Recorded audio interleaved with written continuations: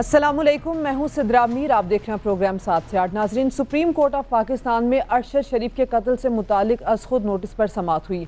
अदालत ने कत्ल केस में स्पेशल GIT बनाने का हुक्म दिया और हिदायत दी हैं कि कल तक GIT के तमाम नामों से आगाह किया जाए। चाहते हैं कि तफ्तीश सीनियर और आज़ाद अफसरान से करवाई जाए। GIT अरकान मामला फ़हम और दूसरे मुल्क से शवाहिद लाने के माहिर हों। अक़वाम मुत्तहिदा समेत आलमी इदारों से भी मुआवनत ज़रूरी हो तो वज़ारत ख़ारजा मुआवनत करे। ये यकीनी बनाया जाए कि काबिल और अहल अफसरान कानून के मुताबिक अपना काम करेंगे। दौरान समाअत जस्टिस मज़ाहिर नकवी ने रिमार्क्स दिए कि इंतहाई संजीदा ये मामला है। इस सिलसिले में मैं तंबीह कर रहा हूँ कि हुकूमत भी संजीदगी से इस मामले को ले। अदालत ने अरशद शरीफ के अहले खाना से तमाम मालूमात शेयर करने की भी हिदायत की है। इस मामले की तफसील भी हम जानने की कोशिश करेंगे कि आज समाअत में क्या कुछ चीज़ें पेश की गई और अदालत के क्या रिमार्क्स रहे। जुल्करनैन इकबाल नुमाइंदा खुसूसी हमें ज्वाइन कर चुके हैं। जुल्करनैन, सबसे पहले तो आप हमें ये बताएं कि आज की समाअत में अदालती रिमार्क्स क्या रहे, क्या पेशरफ्त हुई आज की समाअत में? देखिए, जो बड़ी चीज़ थी वो ये थी कि जो GIT हुकूमत ने तश्कील दी थी, जिसकी सरबराही एक DIG कर रहे थे, उसको सुप्रीम कोर्ट ऑफ पाकिस्तान ने गैर तसल्ली बख्श करार दिया और कहा कि हमें जो ABC नाम आप दे रहे हैं ये नहीं चाहिए। इसके बाद एडिशनल अटॉर्नी जनरल ने कहा कि वफाकी काबीना ने मंजूरी दे दी है कि इस GIT को एक्सपेंड किया जाएगा और इसमें IB के, ISI के और FIA के जो अफसरान हैं उनको भी शामिल किया जाएगा और ये जो मजमूई GIT है ये 9 रुकनी हो जाएगी। इस पर चीफ जस्टिस ऑफ पाकिस्तान ने कहा कि हमें ऐसे अफसरान GIT में नहीं चाहिए जो उन लोगों के मातहत हों जिनका इस केस में अब तक इस मामले में नाम सामने आ रहा है। इसलिए इंडिपेंडेंट तहकीकात करने वाले सीनियर ऑफिसर्स चाहिए जो कॉम्पिटेंट भी हों और बगैर किसी अफसर रसूख के, किसी के दबाव में आए, वो आज़ादाना तौर पर इस केस की ब्रूटल मर्डर की तहकीकात कर सके और मामले की तह तक पहुँच सकें। साथ ही कहा कि अफसरान में ऐसी कॉम्पिटेंसी होनी चाहिए जिसमें पुलिस के भी लोग शामिल हों और दीगर इदारों के भी, जो बैरून मुल्क से शवाहिद लाने के और क्रिमिनल केसेस को सॉल्व करने के एक्सपर्ट हों। और अब कल तक का टाइम दिया वफाकी हुकूमत को कि वो GIT जो नई है वो तश्कील दे के, जिसको स्पेशल GIT का नाम दिया गया है, कि वो तश्कील दे के तो अदालत को इस हवाले से अपनी रिपोर्ट भी पेश करे। जो वजारत ख़ारजा के अफसरान थे उनकी जानिब से रिपोर्ट भी जमा करवाई गई और कहा गया कि कीनिया में मामले की तहकीकात हो रही हैं। अभी तक वहाँ पे कोई ठोस चीज़ सामने नहीं आई। अलबत्ता जो पाकिस्तानी जो हुकाम है कीनिया में, नैरोबी में जो सिफारत खाना है, वो मुतल्लिका हुकाम के साथ रेगुलर राब्ते में है। अरशद शरीफ की वालिदा आज पेश हुई। जी कहिए, आप कहिए। अरशद शरीफ की वालिदा आज पेश हुई सुप्रीम कोर्ट में पहली बार। उन्होंने ना सिर्फ अदालत का शुक्रिया अदा किया इस नोटिस पे, बल्कि कहा कि मैं सिर्फ अपने बेटे के लिए इंसाफ चाहती हूँ और जो मेरा बेटा तो चला गया है कि मैं नहीं चाहती कि किसी और का बेटा जाए। उन्होंने कहा कि पहले मेरे बेटे को पाकिस्तान से बाहर जाने पर मजबूर किया गया, उसके बाद उसको UAE छोड़ने पर मजबूर किया गया और आज जो दिन है वो आप सबके सामने है। इस पर चीफ जस्टिस ऑफ पाकिस्तान ने कहा कि हम बहुत अफसरदा हैं जो अरशद शरीफ के साथ हुआ, लेकिन इसी वजह से चीफ जस्टिस ने कहा कि हमने कमीशन तश्कील नहीं दिया कि एक फौजदारी मामला है, इसकी तहकीकात करना जो स्पेशलिस्ट लोग हैं, तफ्तीश करने के माहिरीन हैं, उनका काम है। अदालत का ना ये काम है कि वो तहकीकात या तफ्तीश करे, ना ही अदालत का ये इख्तियार है कि वो खुद कर सके, ना अदालत इस मामले में एक्सपर्ट है। इसलिए जो माहिरीन है बेहतर होगा कि ये काम वही करें। यही वजह है कि अदालत ने कमीशन तश्कील नहीं दिया था कि किसी भी सूरत। मुझे ये भी आप बताएं कि पोस्टमार्टम रिपोर्ट और अरशद शरीफ के फोन कॉल्स का डाटा भी क्या मौजूद बहस आया, क्या इस पर भी बात हुई? देखिए, जो रिपोर्ट का तो ये हिस्सा है जो अरशद शरीफ के टेलीफोन का रिकॉर्ड है, CDRs हैं, कुछ व्हाट्सएप की कम्युनिकेशन है जो ट्रेस हो सकी थी उनके उससे ईमेल के ज़रिए और सिम कार्ड के ज़रिए, वो आज ज़ेर बहस उस अंदाज में नहीं है। अलबत्ता जो पोस्टमार्टम रिपोर्ट्स हैं वो ज़रूर रिपोर्ट में आई थी, जिसमें जिक्र किया गया था कि पाकिस्तान में जो पोस्टमार्टम है उसके मुताबिक अरशद शरीफ के बाएँ हाथ के 4 नाखून नहीं थे और उनके ऊपर तशद्दुद भी किया गया था। लेकिन जो कीनिया की जो पोस्टमार्टम रिपोर्ट है उसमें सिर्फ ये जिक्र किया गया है कि DNA के लिए नेल्स के सैंपल लिए गए थे। अब कितने सैंपल लिए गए थे इसका कोई जिक्र नहीं किया गया, ना ही उसमें तशद्दुद के वाले से कोई बात की गई है कि टॉर्चर से पहले तशद्दुद हुआ था या नहीं। इसलिए जो फैक्ट फाइंडिंग टीम थी जो हुकूमत की तश्कील करदा थी, उसने अपनी रिपोर्ट में ये बात वाज़े तौर पर लिखी है कि दोनों, क्योंकि रिपोर्ट्स में तजाद है, इसलिए हम कंक्रीट एविडेंस कोई हमारे पास नहीं है कि हम कह सकें कि जिस स्पेशल GIT की बात हो रही है, किन नामों पर गौर किया जा रहा है? नामों से मुतालिक क्या खबरें आ रही हैं? कौन कौन इस स्पेशल GIT का हिस्सा हो सकता है?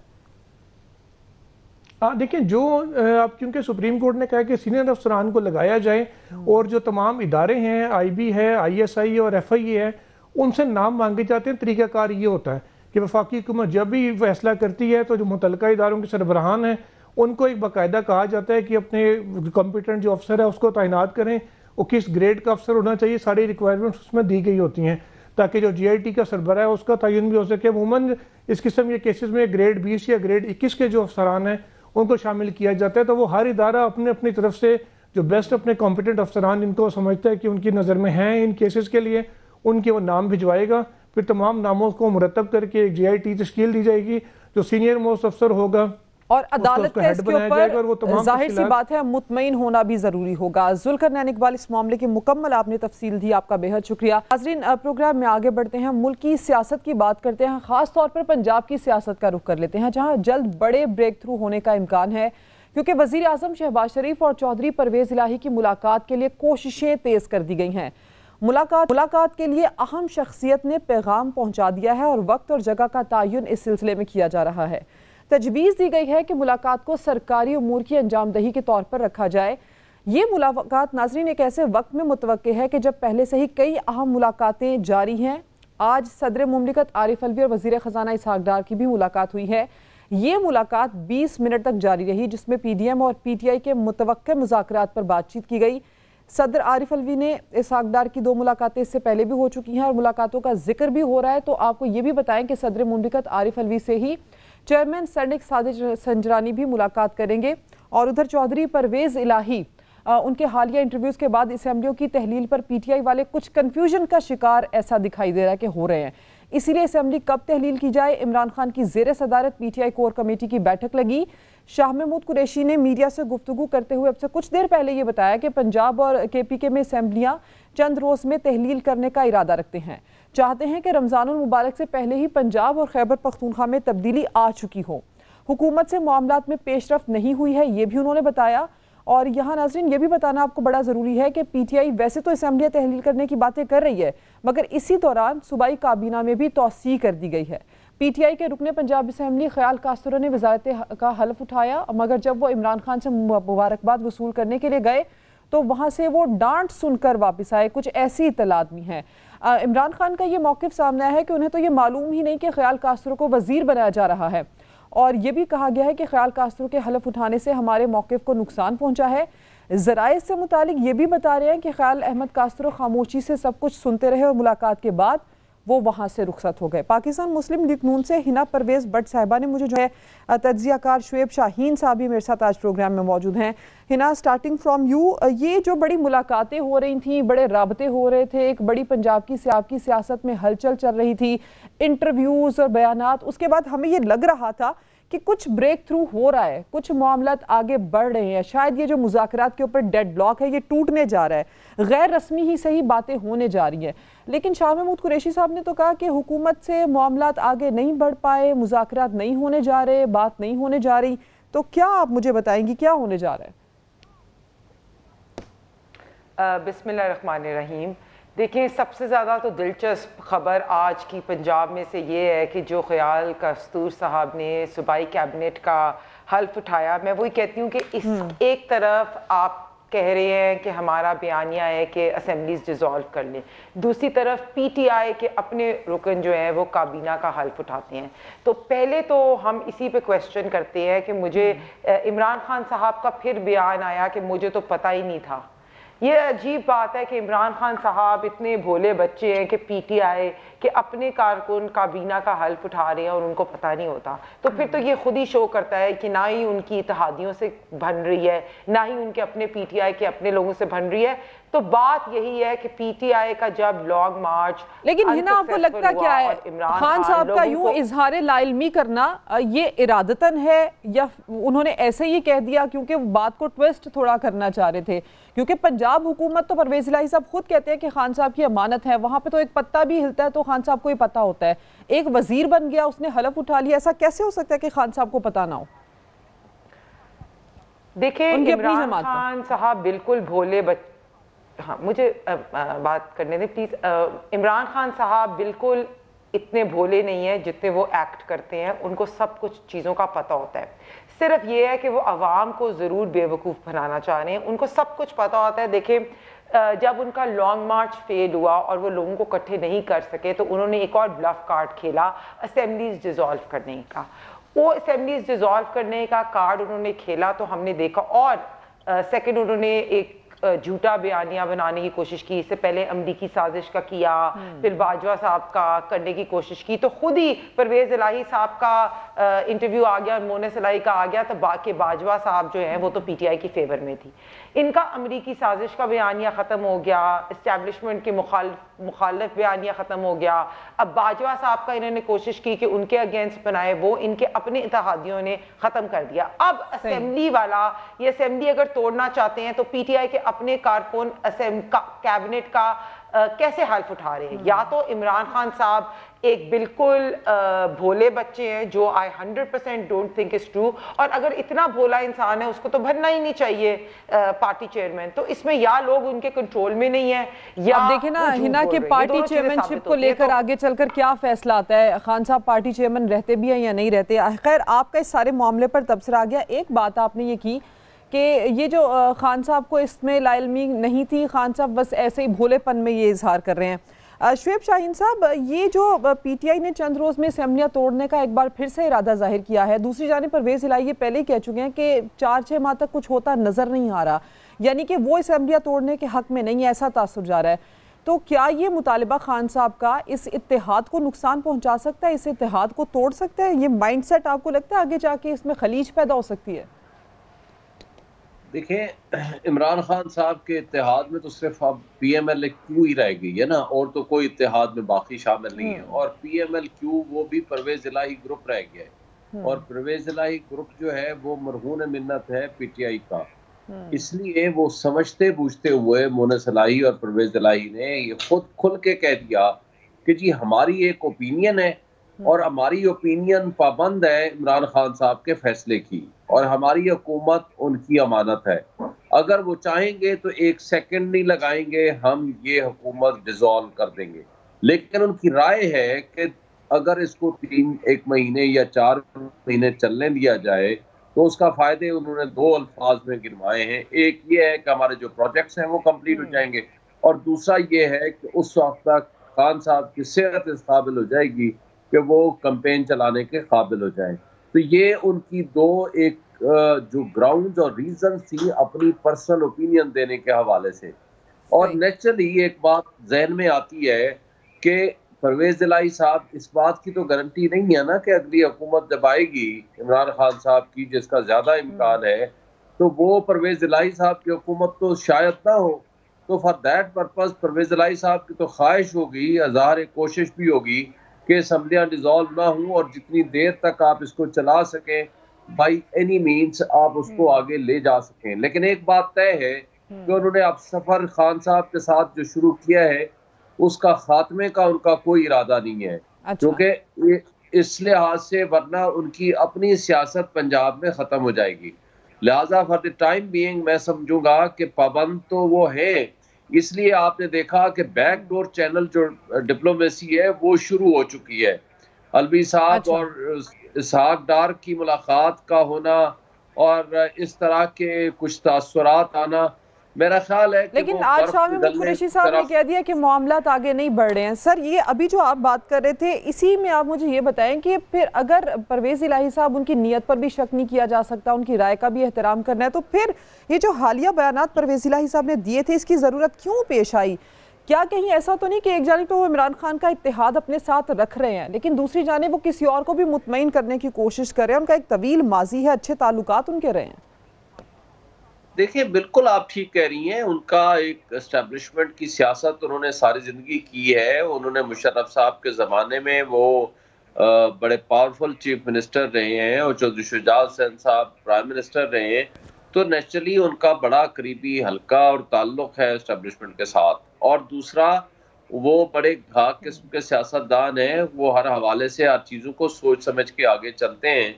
ये बात भी देखे ना, ये इट वाज नॉट इजी कि बाजवा साहब के जाने के बाद उन्होंने किस कंसिडरेशन और किस बुनियाद पर मोनस इलाही और परवेज़ इलाही साहब ने आकर कह दिया कि जी मुझे बाजवा साहब ने कहा था। या तो अब दो ऑप्शन है ना, या बाजवा साहब ने कहा था, या बाजवा साहब ने अब उनको कहा है कि मुझे पीटीआई के वर्कर से जान छुड़ाने के लिए जाएं आप, जा करके आप टीवी पे ये स्टेटमेंट दें। दोनों सूरतों में से कोई एक सूरत हो सकती है। अगर उन दोनों सूरतों में से कोई भी एक सूरत हो तो इसका मतलब है कि बाजवा साहब के साथ या एस्टेब्लिशमेंट के साथ इनकी कुर्बत और उनका ताल्लुक तो वाज़ेह और सामने आ गया ना।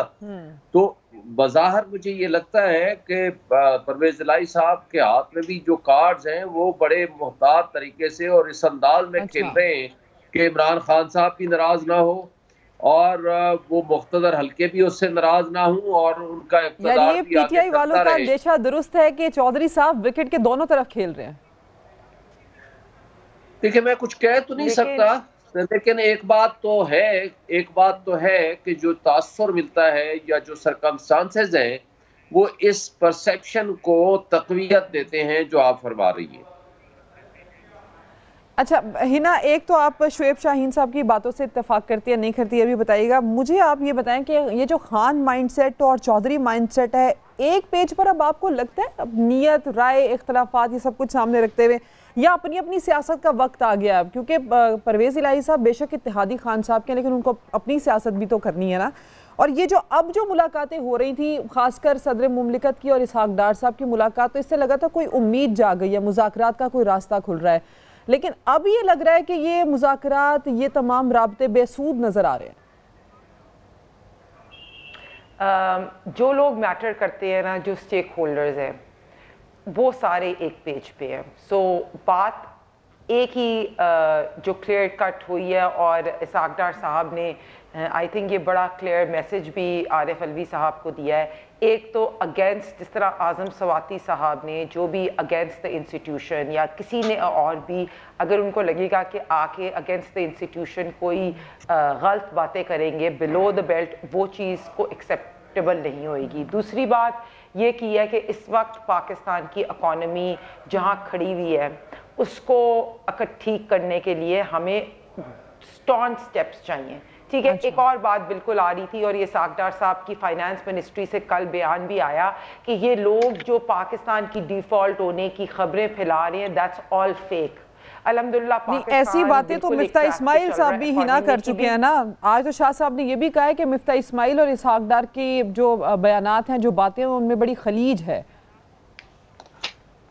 देखिए फाइनेंस मिनिस्ट्री का जो बयान आया उसका क्लियरली ये रोड मैप बताया है कि फाइनेंस मिनिस्ट्री जो है वो इकोनॉमिक इंडिकेटर्स इंप्रूव हो रही हैं और कोई भी इस तरह की, अगर देखिए जो मुझे जहां तक लगता है, अगर आप पीटीआई का सोशल मीडिया लें तो पीटीआई का सोशल मीडिया जानबूझ के इस तरह के रूमर्स फैलाना चाहता है कि मुल्क डिफॉल्ट हो रहा है। इससे पहले भी इन्होंने पूरी 3.5 ईयर्स कोशिश यही की और आपको पता है जिस वक्त हुकूमत इन्होंने हमारे हाथ में दी, बल्कि नो कॉन्फिडेंस से जब हमने इमरान खान को आईनी तरीके से घर भेजा तब ये कह रहे थे कि मुल्क श्रीलंका बनने वाला है। शबरजदी का ट्वीट भी था।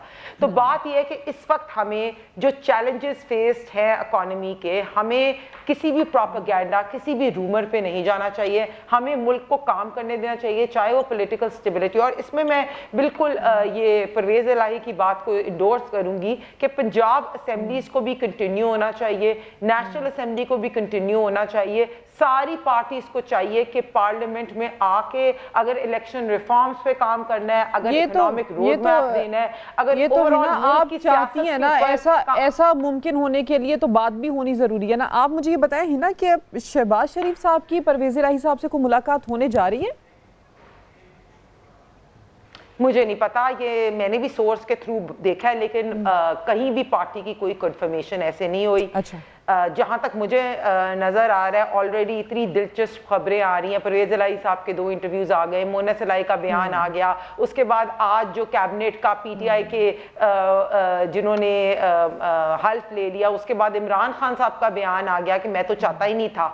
तो ये चीज़ें ऑलरेडी इतनी इंटरेस्टिंग हैं, तो मुझे कुछ नहीं पता ऐसी मीटिंग का, मैं भी सोर्स से थ्रू सुनी थी, लेकिन कहीं भी पार्टी की तरफ से या हमें कोई कन्फर्मेशन ना आई है, ना हमें इस तरह की चीज़ पता है। बेसिकली पंजाब की असेंबलीज जो है वो परवेज़ इलाही साहब ने खुद भी कह दिया, मुझे जितने पीटीआई के भी मेंबर्स का पता है, अक्रॉस पार्टी और पीएमएलएन के भी, जो लोग हुकूमत जो देख रहे हैं, इस वक्त इलेक्शन ईयर है, इस वक्त हमें मुल्क में स्टेबिलिटी चाहिए, इस वक्त एक सैलाब की सूरत हाल है, इस वक्त इकोनॉमिक सूरत हाल भी ऐसी है कि आई डोंट थिंक कि हम इलेक्शन पे इतने अमाउंट पैसे खर्च कर सकते हैं। तो इस वक्त ओवरऑल मुझे नहीं लगता कि इलेक्शन जो हैं वो, लेकिन पीटीआई को फिर भी मार्च में इलेक्शन नजर आ रहे हैं। साथ साथ शुएब शाहीन साहब, पीटीआई ये चाहती है कि पंजाब और खैबर पख्तूनख्वा में रमजान से पहले तब्दीली आ जाए। हमारी जी जी, आप मुकम्मल कर लीजिए। कल हमारी पंजाब के अंदर कल हमारी एक मीटिंग भी है, कल मीटिंग भी है और राना सनाउल्लाह साहब वो चेयर करने हैं मीटिंग। और बिल्कुल मैं आपको यही बताऊं कि अगर असेंबलीज का ये प्लान होता भी है डिसॉल्व होने का, तो हम इलेक्शन के लिए 100% तैयार हैं, हमारे काम स्टार्ट हो गए हैं, तो इस चीज़ पे बिल्कुल हम वरीड नहीं हैं। ठीक है, ये जो पीटीआई ने अब बात की है कि पंजाब और खैबर पख्तूनख्वा में वो चाहते हैं कि रमज़ान से पहले तब्दीली आ जाए, किसी की ख्वाहिश पर ये तब्दीली आना इतना आसान होगा क्या? इसके लिए क्या हो सकता है? शुएब शाहीन साहब, ये सवाल आपके लिए, मुझे एक ब्रेक का कहा जा रहा है, बाद आऊँगी तो मैं इस सवाल का जवाब आपसे लूँगी।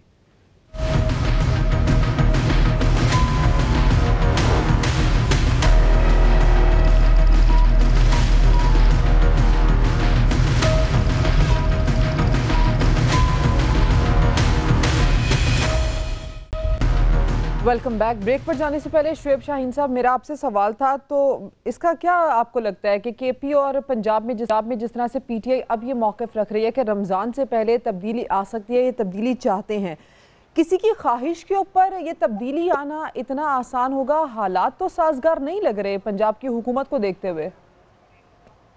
देखिए, मेरा ख्याल है कि किसी शख्स की एक ख्वाहिश नहीं है। इमरान खान साहब तो पहले दिन से ये कह रहे हैं कि असम्बलियाँ डिज़ोल्व करें और नए इलेक्शन की तरफ जाएं, क्योंकि मुल्क में सरमायाकारी नहीं हो रही, माशी इस्तेहकाम नहीं है। और माशी इस्तेहकाम इसलिए नहीं आ रहा कि ये गवर्नमेंट गलत है, इम्पोर्टेड है और इसको मैंडेट नहीं है। और फिर सबसे बढ़कर ये कि जो नारा ये लगा कर आए थे कि महंगाई मुकाओ मार्च, कि जनाब हम तो महंगाई ख़त्म कर देंगे, ये बहुत महंगा ये पेट्रोल बेच रहे हैं, फॉरेन रिजर्व गिर रहे थे और ये हो रहा है। लेकिन आज अगर आप देख लें तो इन्होंने काम जो किए हैं, जो खराबियां की हैं, वो क्या है?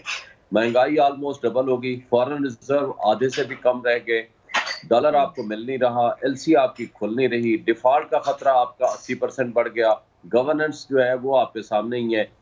और इसके साथ जो उन्होंने काम किया, लेकिन शुएब शाहीन साहब, मुझे आप ये समझा दें कि फॉर एग्जांपल पंजाब की असेंबली टूटती है तो पंजाब के आवाम को इसका क्या फायदा होगा? उल्टा नुकसान होगा। बहुत सारे तरक्याती फंड्स हैं जो कि जारी हो चुके हैं, काम चल रहे हैं, उस नुकसान की भरपाई कैसे होगी? इसी बात की तरफ आ रहा हूँ ना। दूसरी बात, इन्होंने जो किए हैं काम, आते साथ ही नैब लॉज तब्दील कर दिए, मेगा करप्शन केसेस सारे अपने फारिग करा लिए, जो आगे आने वाली करप्शन है वो भी फारिग हो गई।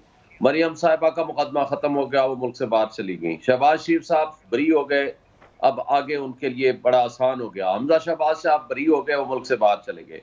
देखें, बात सिर्फ ये है कि इकोनॉमी आपकी नहीं चल रही, आपको एज ए होल ये इन्होंने एक प्रेशराइजिंग टैक्टिक्स इस्तेमाल किया है खान साहब ने।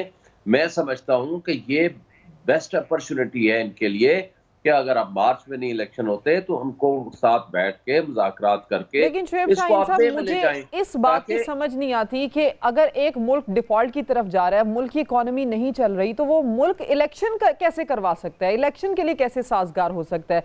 इलेक्शन का इतना खतीर बजट कहाँ से आएगा? अच्छा शुएब शाहीन साहब, मुझे इस सवाल का आप जवाब दें। इतलात के मुताबिक एक खबर है कि आसिफ अली जरदारी से जब चौधरी शुजात हुसैन की मुलाकात हुई तो चौधरी शुजात हुसैन ने उनको ये कहा कि वो परवेज़ इलाही साहब को मनाने की कोशिश करेंगे कि पंजाब में असेंबली ना तोड़ी जाए। अगर परवेज़ इलाही साहब मान जाते हैं तो फिर खान साहब क्या करेंगे पंजाब असेंबली को तोड़ने के हवाले से? देखें, पहली बात तो मैं आपको पहली बात का जवाब दे के उसके बाद जरदारी साहब वाली बात पे आऊंगा। पहली बात तो ये है कि देखें, इकोनॉमी, इलेक्शन तो आपने 8 महीने बाद भी कराने हैं ना। इकोनॉमी को स्टेबल वो कर सकती है गवर्नमेंट जो वाकई स्टेबल गवर्नमेंट हो और जिसके पास 4-5 साल हो, जिसके ऊपर बाहर की मुल्क की ताकतें भी और हमारा सरमायाकार भी ट्रस्ट करे कि यार यहाँ कंसिस्टेंसी ऑफ पॉलिसीज होगी और जिसके मैं जब सरमाया लगाऊंगा तो आगे वो सिक्योर होगा और मुल्क ठीक चलेगा, तब लोग आकर सरमायाकारी करेंगे। अब आते हैं, अगर लेकिन शुएब शाहीन साहब, इलेक्शन का एक प्रोसेस है ना, सिर्फ 8 महीने का वक्त ही नहीं। आपने खुद देखा चीफ इलेक्शन कमिश्नर साहब ने क्या बयान दिया, उन्होंने ये कहा कि इलेक्शन से पहले नई हल्का बंदियां करवानी होंगी और हल्का बंदियां करवाने के लिए एक मखसूस वक्त चाहिए होगा। हमारे मुल्क में तो सबसे बड़ा डिस्प्यूट हल्का बंदियों के ऊपर उठ जाता है, इलेक्शन कैसे होंगे? देखें, पहली बात तो यह है कि इलेक्शन कमिश्नर साहब ने जब सुप्रीम कोर्ट में अप्रैल में पेश हुए थे तो उन्होंने 8 महीने मांगे थे कि अक्टूबर से पहले मैं नहीं करा सकता, और सारी हल्की बंदियां कर दी। उनके ऊपर जो ऑब्जेक्शन थे वो इस वक्त इस्लामाबाद हाई कोर्ट में पेंडिंग है। तो बात यह है कि हल्का बंदियां तो उन्होंने मुकम्मल कर दी पिछले सेंसस के मुताबिक। तो और दूसरा जो उन्होंने खुद टाइम लिया था वो अक्टूबर तक का 8 महीने का लिया था। बाकी अगर वो कोई बहाना करना चाहे तो उनके लिए कोई बहुत सारे ऑप्शंस हो सकते हैं, लेकिन मैं उस तफसील में नहीं जाना चाहता। मैं अब आपकी बात पे आता हूँ। देखिए, अगर जरदारी साहब चौधरी शुजात हुसैन साहब को मना भी लेते हैं तो परवेज इलाही साहब और चौधरी शुजात हुसैन साहब के दरमियान इतने फासले हो चुके हैं, मेरा नहीं ख्याल कि परवेज इलाही साहब फ्यूचर की पॉलिटिक्स चौधरी शुजात हुसैन के मरहून मिन्नत चलाएंगे। उनकी पॉलिटिक्स चला रहे हैं मुनस इलाही साहब। मुनस इलाही साहब जो है उनका रोमांस है इमरान खान साहब के साथ, या पीटीआई के साथ अपने मफाद के तहत समझें या नजरियाती तौर पर समझें। तो मेरा नहीं ख्याल अपने सगे रिश्तों के साथ इख्तलाफ हो गया, क्या बैद है कि खान साहब के साथ इख्तलाफ ना हो। हिना, इस पर भी आप मुस्कुरा रही थी, कमेंट कर दीजिएगा। लेकिन चंद रोज पहले एक अहम समरी पर दस्तखत से मुतालिक हमारे शो में दावा हुआ था, खान साहब सदर मुमलिकत आरिफ अलवी साहब से नाराज हो गए थे उस मामले पर। कहीं यही वजह तो नहीं कि अब भी मुज़ाकरात का पैगाम खान साहब को पसंद नहीं आ रहा आरिफ अलवी साहब के हवाले से? मैं मुस्करा इसलिए रही थी कि आपने ऑलरेडी देखा होगा कि मुनस इलाही और इमरान रियाज खान के दरमियान एक ट्विटर वॉर शुरू हो गई है, और ऑलरेडी पीटीआई के जितने भी लोग हैं, ट्रोल्स हैं, वो ऑलरेडी उनके खिलाफ लिखना शुरू हो गए हैं। तो मैं वही कह रही हूँ, ये एक दिलचस्प सिचुएशन है। आप वेट एंड सी करें और आपको खुद चीज़ें सामने नज़र आती जाएंगी। दूसरी बात, खान के और बाकी पीटीआई के लोगों से इकॉनमी की बात सुनते हुए मुझे जनरली जब मैं इमरान खान का बयान देखती हूँ या और लोगों का देखती हूँ इकॉनमी पे, तो 3.5 साल तो हुकूमत इनके पास थी। सारी इकोनॉमिक पॉलिसीज़ इन्होंने ख़राब बनाई कि पाकिस्तान को इस डिफ़ॉल्ट की नहज तक लेके आए। हम तो इन द लास्ट 7 मंथ्स हमने कोई ऐसी इकोनॉमिक पॉलिसी बनाई नहीं, हम तो स्टेबलाइज करने की कोशिश कर रहे हैं। और नैब की जब इन्होंने मरियम बीबी की भी बात की, नैब का कोई भी अमेंडमेंट लॉ से कोई मरियम बीबी ने फ़ायदा नहीं उठाया। जितने भी केसेस हम लोगों को पॉलिटिकली विक्टिमाइज करके झूठे केसेस हमारे पे बनाए गए थे, और हम तो 3.5 साल उनके साथ लड़ ही रहे थे। लेकिन असल केस जो बनाना चाहिए था वो शहजाद अकबर पे बनाना चाहिए था। एक और कोई बिजनेस टाइकून थे जिन्होंने मनी लॉन्ड्रिंग की, और वो मनी लॉन्ड्रिंग प्रूव हो गई, और वो यहाँ अल कादिर यूनिवर्सिटी और जो सारी चीज़ें आई उन पे बनाना चाहिए। और इमरान आज FIA ने जो, एक और मैं बताऊं कि FIA ने जो अपनी 4 पेज की इन्वेस्टिगेशन रिपोर्ट पेश की, और उसमें लिखा हुआ था कि जो प्रोहिबिटेड फंडिंग अकाउंट्स में इमरान खान साहब के दस्तखत भी यूज़ हुए, लेटर हेड भी यूज़ हुआ, और PTI पंजाब की ऑफिस यूज़ हुआ। तो ये बड़े क्वेश्चन मार्क्स आते हैं कि इमरान खान साहब कहते तो बातें तो बड़ी करते हैं, लेकिन अभी उनको जो इलेक्शन कमीशन में उन्होंने झूठ जमा कराए, जो FIA के साथ वो कोऑपरेट नहीं करे, जो अभी तक घड़ी चोर वाली, तोशा खाने वाली भी चीज़ें आ रही हैं, तो ये बड़े सवालिया निशान खड़े होते हैं। और ये बिल्कुल आपने रीजनेबल बात की। देखें, जिस वक्त मुल्क अभी सब कह रहे हैं इकोनॉमिक कंडीशन सही नहीं है, सब कह रहे हैं सैलाब की सूरत हाल है, पॉलिटिकल स्टेबिलिटी नहीं है, इस वक्त तो हम इलेक्शन अफोर्ड ही नहीं कर सकते। इस वक्त तो सारी पार्टीज को चाहिए कि इकट्ठे मिलकर charter of economy, election reforms, अगले इलेक्शन के लिए हम प्रॉपर्ली सेम पेज पे आके बात कर सकें। तो ये बड़ा इंपॉर्टेंट चीज़ है। इस सेम पेज के ऊपर आप खान साहब को भी दावत देना, उनसे भी बात करें ना। सबसे बड़ी सियासी हर्डल तो इस वक्त उन्होंने बनाई हुई है। हिना परवेज भट्ट साहिबा एंड शुएब शाहीन साहब, आप प्रोग्राम में मौजूद थे, आप शुक्रिया। नाजरीन, मुल्क को सिर्फ सियासी चैलेंजेस का सामना नहीं है, माहौलियाती चैलेंजेस भी हैं। वो क्या हैं, ब्रेक के बाद उस पर बात करेंगे।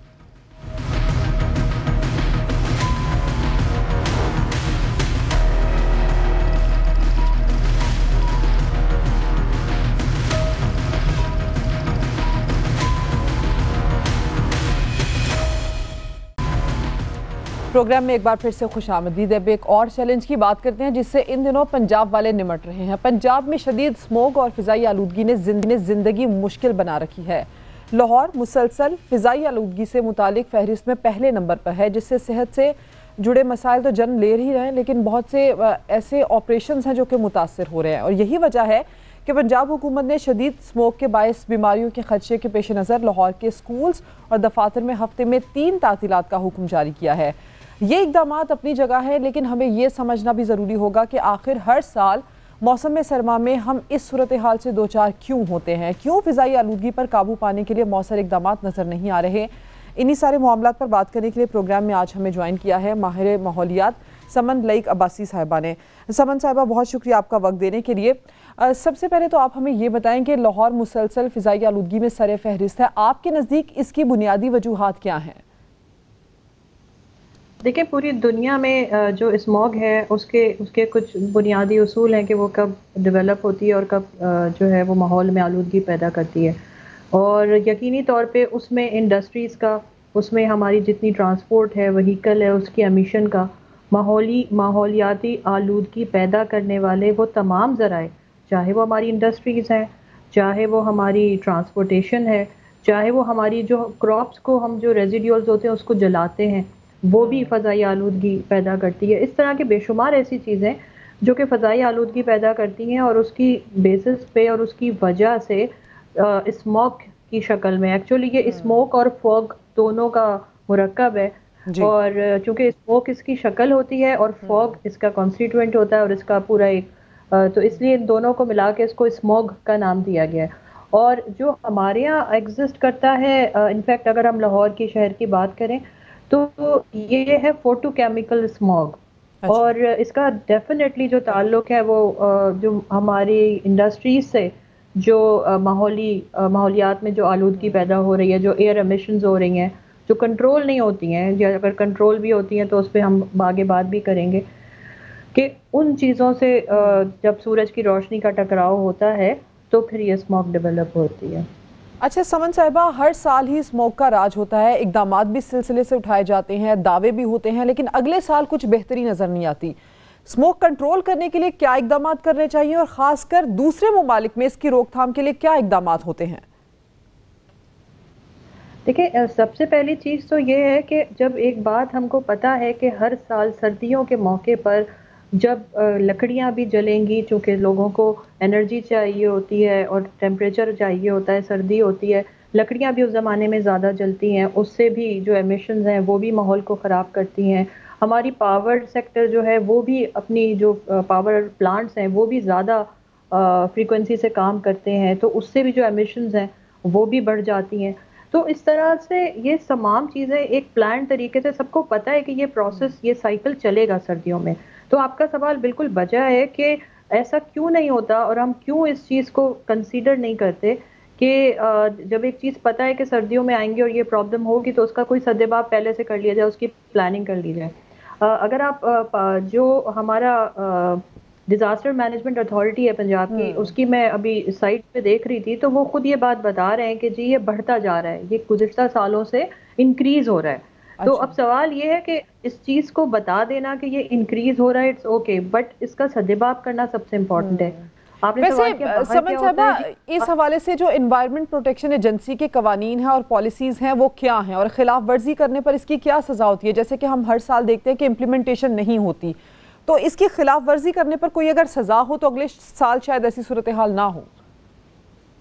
बिल्कुल, देखिए, एनवायरमेंटल प्रोटेक्शन एक्ट बहुत क्लियरली ये बात कहता है कि जो एयर क्वालिटी को वायलेट करेगा उसके परमिट्स, लाइसेंस, उनके जितने भी लाइसेंसेस हैं वो जो है कैंसिल हो जाते हैं, कंपनीज ऑपरेट नहीं कर सकती। लेकिन हमारी जितनी भी मॉनिटरिंग एजेंसीज हैं, मुझे समझ में नहीं आता कि वो किस तरीके से मॉनिटरिंग करती हैं और उनको गो अहेड दे देती हैं कि वो एनवायरनमेंट में पोल्यूशन भी फैलाते हैं। उनकी एयर क्वालिटी की लिमिट्स जो हैं वो जो रिक्वायर्ड लिमिट्स हैं उनसे एक्सीड भी कर रही होती हैं, वो माहौल को मज़ीद ख़राब कर रहे होते हैं। उसके बावजूद वो तमाम ऑर्गेनाइजेशंस, वो तमाम इंडस्ट्रीज़ जो हैं वो चल रही होती हैं। तो यहाँ इस बात की बहुत ज़रूरत है कि जो ये रेगुलेटरी अथॉरिटीज़ हैं उनको मुतहर्रिक होना पड़ेगा। इसी से जुड़ा मेरा एक और सवाल भी समन साहिबा कि ईंटों के भट्टों और सनतों की सज़ा बढ़ाने के लिए कवानीन बनाने की भी हिदायत की गई थी, इस पर किस हद तक अमल होता है? क्योंकि हर साल सजाएं भी होती हैं, कवानीन भी बनते हैं, अहकामात भी दिए जाते हैं, लेकिन अमल नहीं होता इस पर।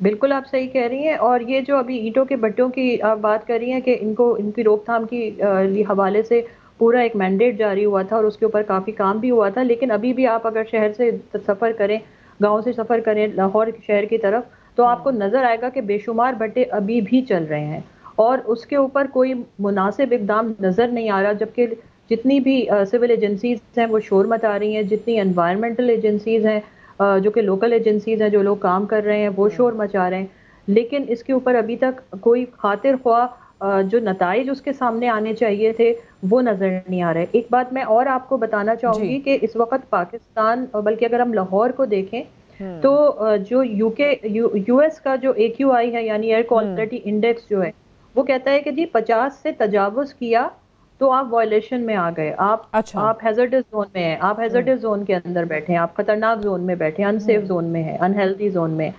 हम 400 से ऊपर तक जा चुके हैं नवंबर में, आपको पता है कहाँ 50 और कहाँ 400।